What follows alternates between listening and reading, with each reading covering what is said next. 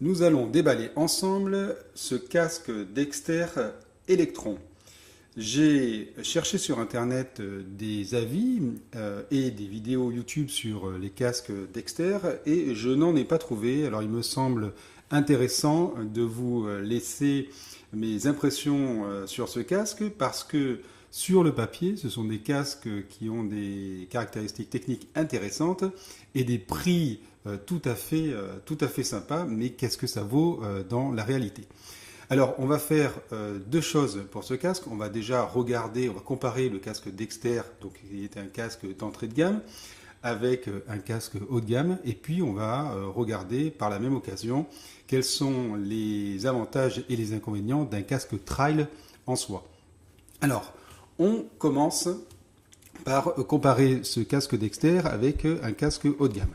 Alors, voici le casque une fois déballé. Alors ça, donc c'est un casque qui, au prix catalogue, fait 170 euros. En solde, je l'ai eu à 100 euros. Mais on peut dire qu'en règle générale, on va le trouver aux alentours de 150 euros, ce qui est un prix tout à fait correct pour un casque. Et voici donc à côté un casque HJC qui vaut autour des 450-500 euros. Alors, sur le papier, qu'est-ce qu'on a? Pour le casque Dexter, on a donc un écran bien entendu, Pinlock, avec le système Pinlock, une aération sur le devant, et puis un serrage avec une boucle qui s'appelle les boucles micrométriques, mais finalement avec une attache automatique. Sur un casque haut de gamme, qu'est-ce qu'on va avoir? Eh bien, on va avoir alors sur la boucle, eh bien, un réglage mécanique, mais qui s'adapte toujours parfaitement à la morphologie du pilote. Et puis, donc un écran avec un système de pas qui permet de mettre la vitre au niveau souhaité à des niveaux intermédiaires. Et puis aussi un système Pinlock. Enfin, le système Pinlock, je l'ai pas dit, mais c'est ce qui permet d'éviter que la buée se forme sur la vitre, et c'est tout à fait efficace. Et sur ce casque-là, il y a 3 aérations.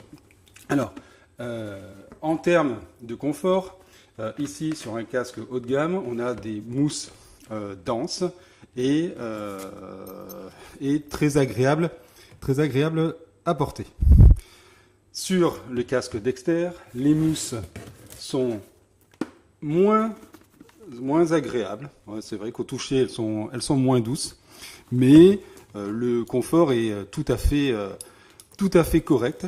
Surtout, j'ai pu le comparer avec un autre casque d'entrée de gamme de la marque Scorpio qui était aux alentours de 100-110 euros, sans pinlock d'ailleurs, et dont les mousses faisaient vraiment plastique et ne semblaient pas solides. Celle-ci, alors il y a des mousses partout, il y a des coussinets, des surcoussinets à l'intérieur.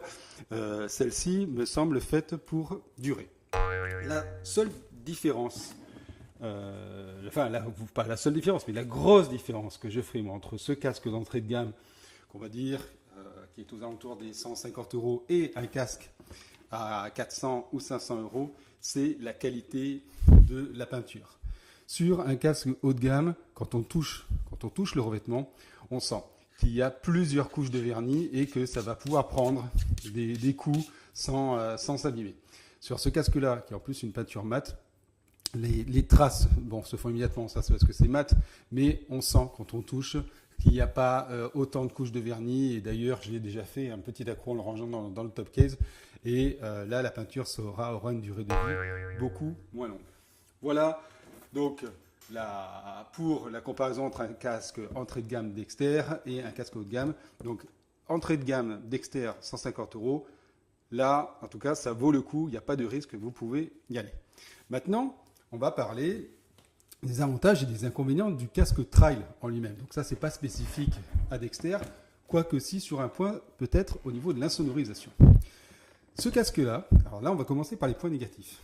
Un casque trail, ça a une forme moins arrondie qu'un casque de route et ça a un écran par soleil. Eh bien, celui-ci, à 90 km/h, il devient très gênant au niveau du bruit. Dès qu'on dépasse 90 km/h, il y a un bruit énorme à l'intérieur.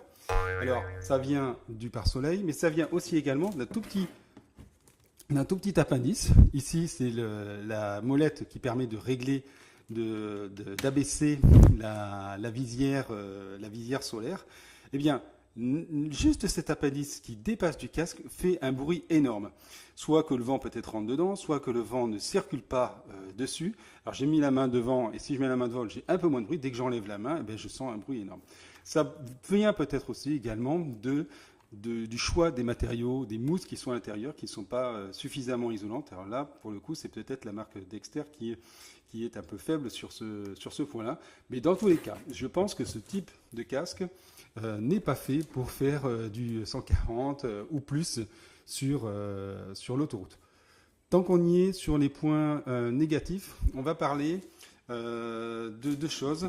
La première, c'est la première visière, c'est qu'elle est assez difficile à remonter. Donc il n'y a pas de cran intermédiaire, comme on a vu sur le casque HJC. Et donc, elle est difficile à monter, même avec une seule main, bien entendu, parce qu'on tient le guidon. C'est difficile de la remonter. Peut-être parce que peut-être est-elle neuve, donc c'est peut-être ce qui explique. Mais en tout cas, pour l'instant, c'est vraiment pas pratique. Deuxième inconvénient, en tout cas, sur ce casque-là, sur ce modèle de casque-là, c'est que la visière solaire, voilà, ici, vous voyez, qui se rétracte, qui se déploie, est trop courte, ce qui fait que la fin de la visière vient se mettre dans l'axe entre l'œil et la route, et ça, moi, je trouve que c'est gênant. Dernier point, c'est l'encombrement de ce casque.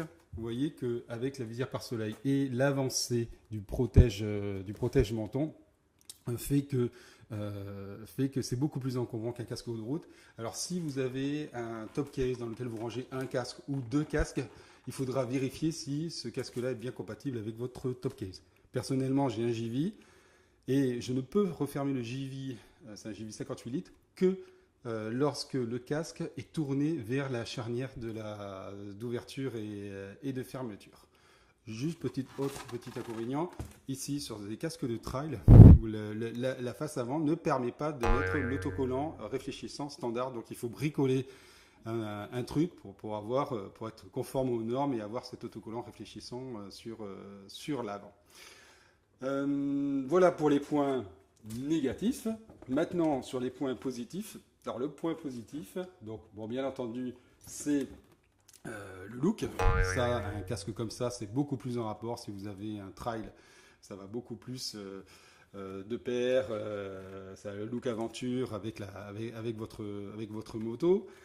Le deuxième point positif, c'est la grande ouverture de ce type de modèle. On a une grande ouverture.